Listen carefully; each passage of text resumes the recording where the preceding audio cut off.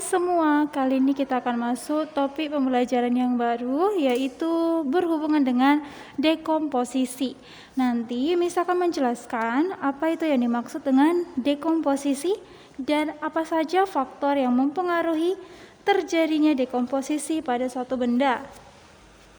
Pernahkah kalian membayangkan jika kita membiarkan sepotong roti di dalam wadah selama beberapa hari? Nah, bagi kalian yang mungkin pernah melakukan hal tersebut atau ada stok roti di rumah yang tidak dimakan, maka roti itu akan mengalami perubahan warna, seperti juga berbau tidak sedap dan bahkan tumbuh jamur seperti gambar berikut. Nah, tahukah kalian bahwa ternyata itu semua menandakan bahwa roti sudah mulai mengalami dekomposisi. Cara sederhananya, dekomposisi itu adalah mengalami pembusukan. Nah, ada lagi info tambahan bahwa ternyata benda yang mengalami dekomposisi itu akan perlahan-lahan terbagi menjadi bagian-bagian kecil, ya. Jadi dia akan secara alami mengalami kerapuhan. Oke? Nah, jadi sekarang kita akan bahas bagaimana dekomposisi pada makhluk hidup. Contohnya adalah kentang. Nah, di sini ada sebuah gambar yang menunjukkan bahwa kentangnya sepertinya mengalami pembusukan, di mana di bagian permukaan si kentangnya terdapat bakteri, ya, yang berwarna putih abu seperti jamur yang ada di permukaan si kentang. Itu adalah bakteri yang menunjukkan bahwa ternyata kentang ini sudah mengalami pembusukan dan menghasilkan gas yang tidak berwarna, tapi dia mengeluarkan bau yang tajam seperti bau telur yang busuk. Oke, si kentang kan juga hasil dari makhluk hidup. Nah, bukan hanya kentang, tapi jika kita juga membiarkan buah yang matang itu kita tidak makan selama berminggu-minggu, si buah tersebut juga pasti bisa mengalami dekomposisi ini, ya. Nah, jadi pertama sekali kita mengetahui dulu apa sih pengertian dari dekomposisi.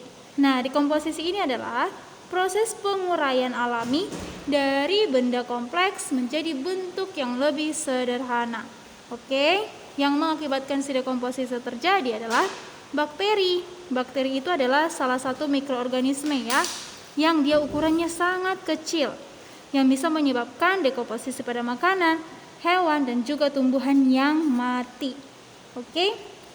Nah, kemudian bakteri yang mengakibatkan dekomposisi ini akan menghasilkan gas berbau. Itulah yang membuat segala sesuatu yang mengalami pembusukan mengeluarkan bau yang tidak sedap.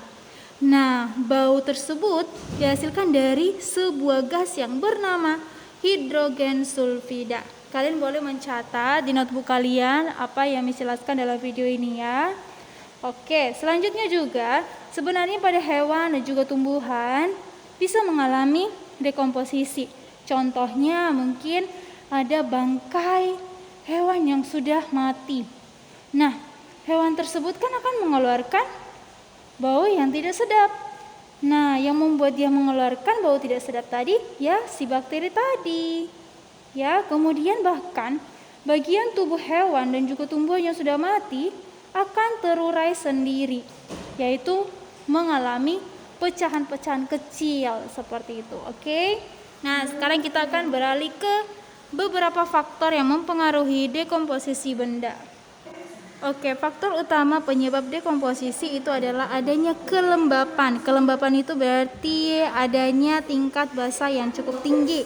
Kemudian bisa juga karena akibat terlalu panas dan juga banyak oksigen.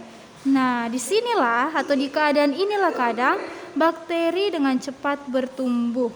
Oke. Namun, perlu kalian ketahui bahwa dekomposisi itu juga bisa dengan lambat terjadi, tapi itu hanya di daerah yang kering seperti di padang gurun. Selain di padang gurun, bakteri juga dengan lambat bisa bertumbuh di daerah yang dingin dan sedikit oksigen, sehingga kita bisa mempergunakan kulkas sebagai tempat menyimpan benda. Karena apa? Di kulkas itu kan dingin. Jadi, segala sesuatu yang kita masukkan ke dalam kulkas, maka pertumbuhan bakterinya pun akan lambat. Oke, paham sampai di sini ya? Nah, selanjutnya kita beralih ke bagaimana waktu dekomposisi alami. Nah, selain pada makhluk hidup, sebenarnya dekomposisi itu juga dapat terjadi pada benda-benda mati seperti pada kaca, logam, plastik, dan polistirena. Ini juga dapat mengalami dekomposisi. Tetapi proses dekomposisi pada benda-benda seperti itu akan membutuhkan waktu yang cukup lama. Oke, di sini ada beberapa benda yang di sini juga sudah dicantumkan berapa lama dia akan mengalami dekomposisi. Kalian boleh baca sendiri ya, dan boleh kalian tulis juga di notebook. Oke. Nah, selanjutnya di sini ada contoh lain antara buah apel dengan plastik, botol plastik. Kira-kira antara buah apel dengan botol plastik yang mana yang lebih cepat mengalami dekomposisi? Nanti boleh kalian jawab di kolom komentar ya. Oke, selanjutnya kita beralih bagaimana cara penyimpanan agar dekomposisi ini lebih lama terjadinya. Nah, sebenarnya pada setiap makanan, apalagi makanan yang sudah dikemas dengan plastik atau kaleng, itu sudah dicantumkan tanggal kedaluarsanya. Tanggal kedaluarsa itu adalah suatu gambaran yang menunjukkan berapa lama produk tersebut dapat disimpan atau sampai kapan produk tersebut bisa digunakan. Jadi, ketika kamu memiliki suatu produk atau benda, kamu harus melihat dulu atau cek kembali tanggal kedaluarsa dari produk tersebut. Jangan sampai tanggal kedaluarsanya sudah habis, kamu masih menggunakan atau bahkan memakan produk tersebut.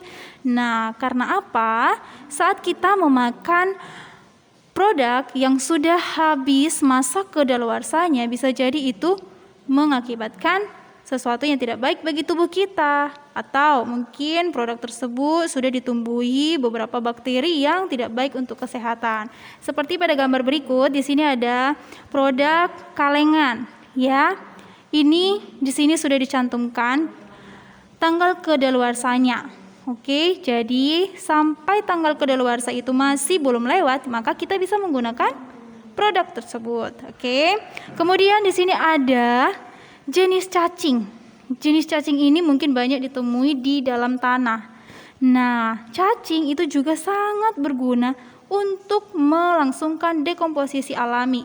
Ya, contohnya seperti hewan dan tumbuhan yang mati tadi. Mengapa mereka bisa terurai dengan baik secara alami? Itu berarti karena dibantu oleh cacing, bakteri, dan juga jamur yang ada di dalam tanah.